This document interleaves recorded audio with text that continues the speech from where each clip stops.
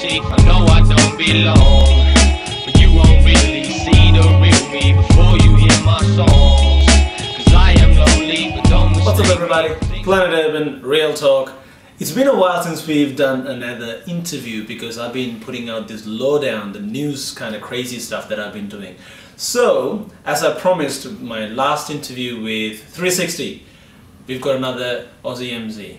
And we're going to continue on that trend. We've got a lot more coming, but we've got the one and only Mantra in the house. What up? So, how you been, man? Very good. Yeah. Exciting times. You've got Things are exciting, man. you got a new album. Yeah. Let's before we go into the new album, I want to start off with something that's The first album. I've got this. Some of you might have heard of this, but let's walk through our listeners what this is all about. Do we have to go through the entire history? No. That's a quick one, a quick version And because abridged history. yes. Well, this is the first album that I put out with my crew Equals, which was me, another MC called Whisper, and DJ Wax Vandal. Yeah. So that was the first ever full-length project that I ever committed myself to. So yeah, we put that out in 2005. Yeah. I think I was probably about 20 or Right. 21, so we were quite young when, Yeah. when that all went down. Since then, you then released another album with another crew. Yeah, well then after this came the Illzilla stuff, so we put out an EP. Illzilla put out an EP quite quickly after this album came out, but that was a pretty small release. Didn't really go too crazy. It was just kind of to get our name out there a little bit and give people a taste. Then we did an album, a full-length album in 2008. And you also you also had your solo release. Yeah. So that one came about 2 years after that. So Yeah. after the Illzilla commitments died down, that got really busy for a while. And the solo album was something that I always kind of wanted to do, like ever since I was rocking with Equals and stuff. It was always something I was kind of going to do. But between the two crews and whatever, it was kind of hard getting the time. And I had a bit of a go recording tracks, and I wasn't really getting the product I was after. And then things would come up with Illzilla, so it was a bit tricky to do. But yeah, so like 2 years after we did the Illzilla album, that's when I dropped the first solo, which was last year. Yeah. Which takes us to the new album. Yeah. Which is out. Which came out much quicker than any other release. Yeah, I know. I mean, generally artists, take at least a year and a half or so. But generally, one of the reasons that it takes a little bit longer than what it takes to actually make it is not the politics, but what it takes for an artist to put an album out through your logistical record labels or whatnot. So, tell us about the new album.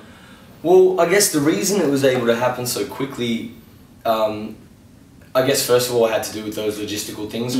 I had to deal with Obese, and that was all set up. The kind of machine had already been set in motion, so that was kind of all taken care of.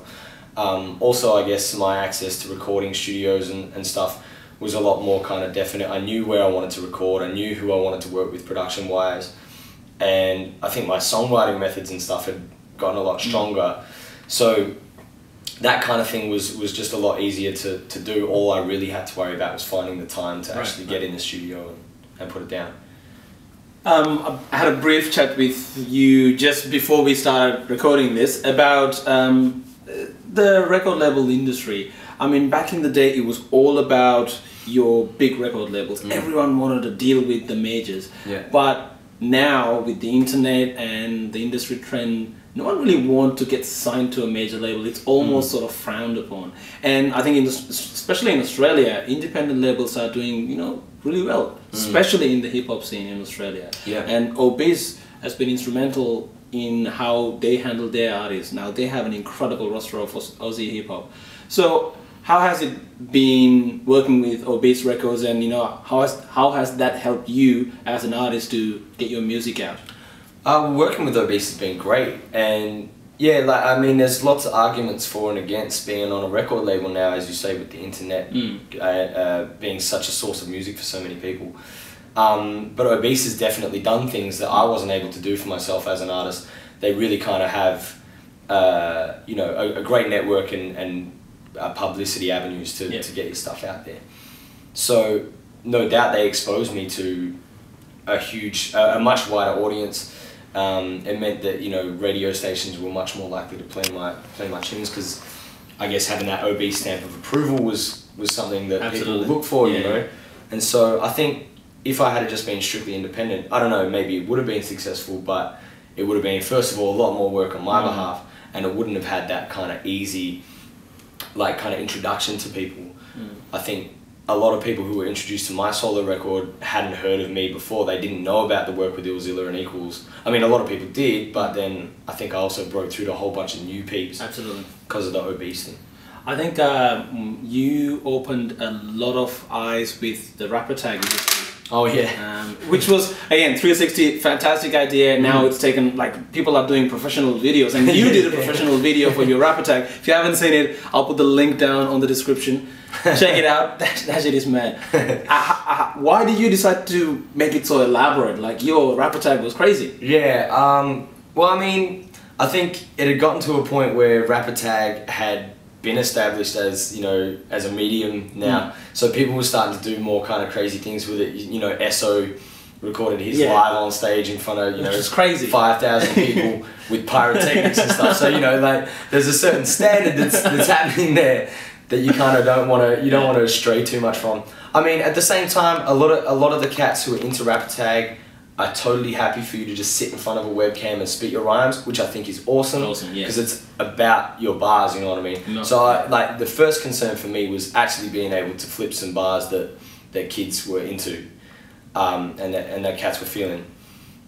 But it was just kind of a lucky coincidence. We were filming our video that week, and so, you know, I had access to a good camera, and, you know, we had a bit of a set kind of cracking. So I was in costume already, man. So yeah, man. I thought I'd take advantage and maybe do something a bit more interesting than just me in front of a webcam. Definitely worthwhile checking out. Moving forward, with the scene now where it is, the Aussie hip hop scene, I asked a similar question from 360 as well. It is definitely incredibly healthy. You now have artists like, I look at the ARIA charts and which albums break through the top 20. It's always a given. There's an Aussie hip hop album in the top 20.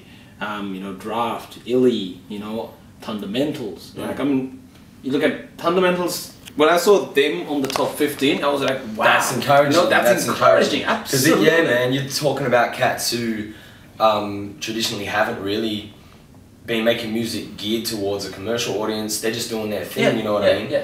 And for that kind of crew to be getting that kind of mainstream attention, that's awesome. Yeah, I mean, I think this whole, like, what you guys are doing is actually influencing mainstream.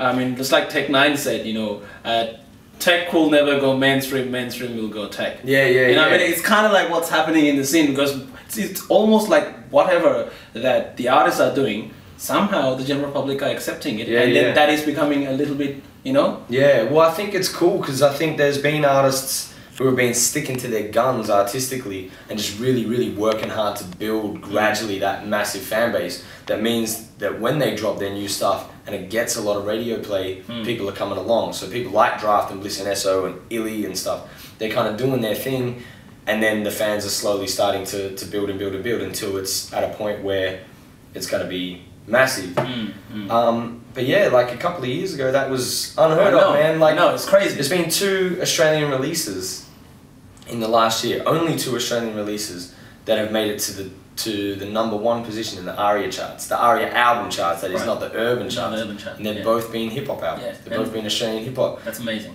So it's no doubt it's incredibly healthy.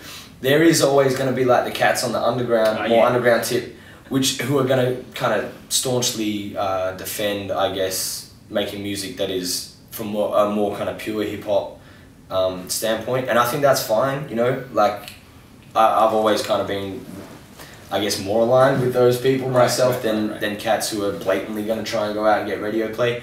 But at the same time, I think there's room for everyone, you know.